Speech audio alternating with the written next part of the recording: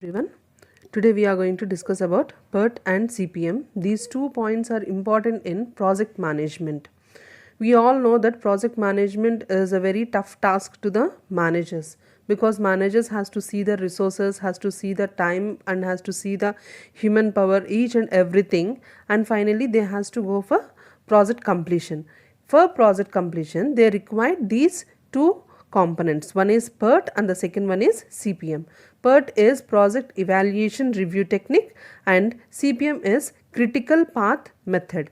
Critical path method is one time estimate, whereas PERT is 3 times estimate of the resources, and whatever the time, whatever it is going to be taken on the basis of 3 times estimate.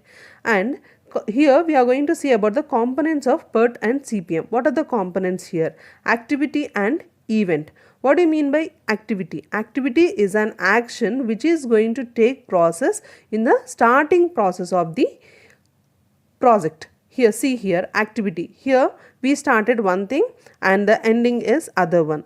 From this place to, from the starting to ending, that is being connected with a arrow line. The arrow line is called as activity.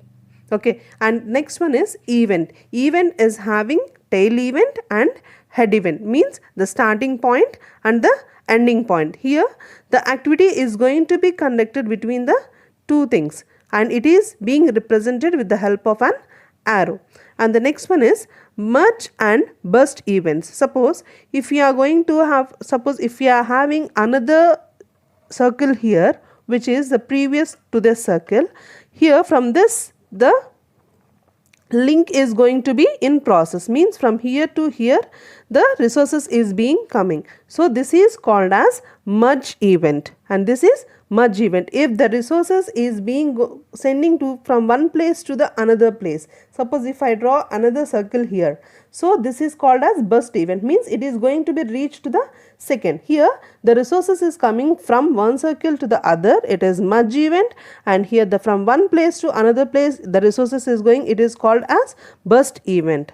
And the next one is preceding and succeeding event activities. See here in this diagram, see this is starting process, this is a starting process. Here from starting process we are having two activities. The first one is this from I to J and the second one is from I to K. So these two A and B are activities. So A and B are called as preceding activities. See, from after happening these two things, then only the remaining activities is going to be taken. See, from J to I, from K to I, again two arrows is going. The one is C and the other one is D.